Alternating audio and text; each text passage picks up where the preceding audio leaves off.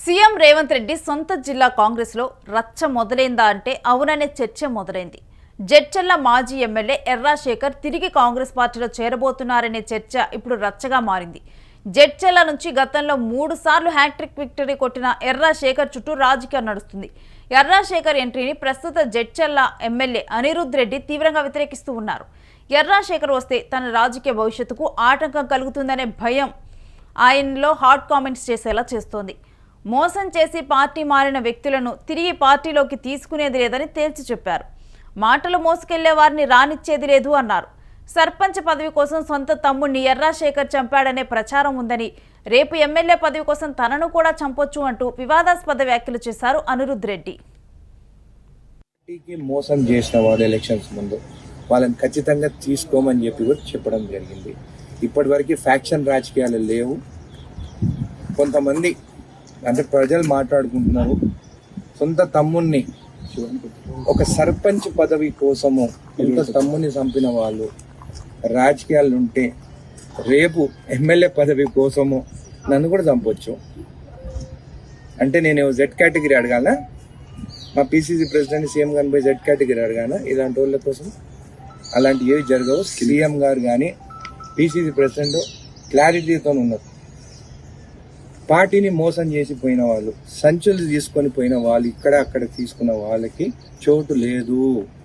అది కూడా జడ్చర్లలో ఉన్న ఎమ్మెల్యే అనిరుద్ రెడ్డి ఆల్రెడీ వేరే కాన్స్టిట్యున్సీలో కూడా కానీ, నారాయణపేట కానీ, దేవరకద్ర కానీ, మిడ్జిల్ కానీ, మేమ్నర్ కానీ ఎవరైతే మోసం చేసి పోయి మమ్మల్ని అందరిని ఓడగొట్టాలని తిరిగిన వాళ్ళు మళ్ళీ రిటర్న్ వస్తారంటే ఈ 5 ఎమ్మెల్యేలు ఎవరైనా కానీ ఒప్పుకునే పరిస్థితి లేదు. అసలు ఎర్రా శేఖర్ గురించి ఎందుకింత చర్చ జరుగుతుందనే దాని వెనుక పలు రాజకీయ కోణాలు ఉన్నట్లు తెలుస్తుంది. ఉమ్మడి మహబూబ్ నగర్ జిల్లాలో ముదిరాజ్ సామాజిక వర్గం బలంగా ఉంది. ఆ వర్గానికి చెందిన ఎర్రా శేఖర్ రాజకీయంగానూ ఆర్థికంగానూ బలంగా ఉన్నారు. 1996 ఉప ఎన్నికల్లో జడ్చర్ల నుంచి టీడీపీ అభ్యర్థిగా తొలిసారి ఎర్రా శేఖర్ ఎమ్మెల్యేగా ఎన్నికయ్యారు.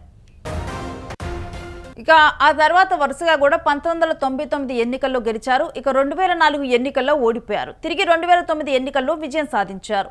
ఆ సమయంలోనే టీడీపీ జిల్లా అధ్యక్షుడిగా పనిచేశారు. 2014 వరకు పాలమూరులో టీడీపీకి పెద్ద దిక్కుగా ఉన్నారు. సీఎం రేవంత్ రెడ్డి కూడా నాడు ఎర్రా శేఖర్ అధ్యక్షుడిగా ఉన్న సమయంలోనే తొలిసారి టీడీపీ తరపున ఎమ్మెల్యేగా గెలిచారు. తెలంగాణ ఏర్పాటు తర్వాత తెలంగాణలో టీడీపీకి ప్రాబల్యం తగ్గడంతో బీజేపీలో చేరారు. 2022 వరకు బీజేపీ జిల్లా అధ్యక్షుడిగా పనిచేశారు.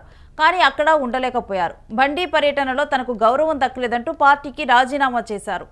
ఇక వెంటనే కాంగ్రెస్ పార్టీలో చేరిపోయారు. 2023 ఎన్నికలకు ముందు 2022 జూలై 7న నాటి పీసీసీ చీఫ్ రేవంత్ రెడ్డి ఆధ్వర్యంలో కాంగ్రెస్ కండువా కప్పుకున్నారు.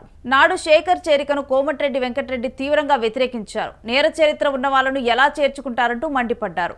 అయితే ఎన్నికల ముందే అసలైన ట్విస్ట్ చోటు చేసుకుంది. జడ్చర్ల కాంగ్రెస్ అభ్యర్థిగా అందరూ ఎర్రా శేఖర్ పేరు ఉంటుందని అనుకున్నారు. కానీ సడన్ గా యువనేత అనిరుద్ పేరు తెర మీదకొచ్చింది. శేఖర్ను కాదని తన అనుచరుడైన అనిరుద్కి కోమటిరెడ్డి వెంకటరెడ్డి టికెట్ ఇప్పించుకున్నారు. ఇక దీంతో వెంటనే ఎర్రా శేఖర్ పార్టీ జంప్ అయ్యారు. సీటు రాకపోవడంతో అసంతృప్తిలో బీఆర్ఎస్లో చేరిపోయారు. కానీ అక్కడ టికెట్ లభించలేదు.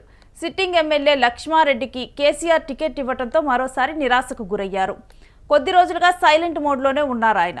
ఇక కాంగ్రెస్ ప్రభుత్వం అధికారంలోకి వచ్చిన 2 ఏళ్ల తర్వాత మళ్లీ ఎర్రా శేఖర్ టైం లైన్లోకి వస్తున్నట్లు ప్రచారం సాగుతోంది. ఇందులో భాగంగా సీఎం రేవంత్ రెడ్డికి టచ్లోకి వెళ్లారని, ఆయన కూడా గ్రీన్ సిగ్నల్ ఇచ్చారనే చర్చ జిల్లా రాజకీయాల్లో సాగుతోంది. వచ్చే స్థానిక ఎన్నికల్లో ఎలాగైనా మెజార్టీ సీట్లు గెలవాలని కాంగ్రెస్ పార్టీ భావిస్తోంది.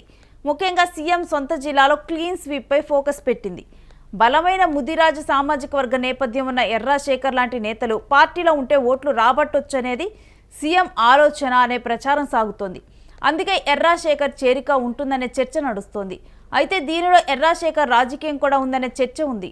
15 ఏళ్లుగా చేతిలో పదవి లేకపోవడంతో తిరిగి ఎలాగైనా పవర్లోకి రావాలన్నది శేఖర్ ఆలోచనగా తెలుస్తోంది. ఇక ఈసారి తాను కాకుండా తన భార్యను రాజకీయంలోకి దింపాలని భావిస్తున్నట్లు సన్నిహిత వర్గాలు చెబుతున్నాయి. మహబూబ్ నగర్ జెడ్పీ స్థానం బీసీ మహిళకు కేటాయించడంతో ఆ స్థానంలో ఎలాగైనా తన భార్యను నిలిపి విజయం సాధించాలని చూస్తున్నారట. అందుకే కాంగ్రెస్ పార్టీలో చేరుతున్నారనే చర్చ సాగుతోంది.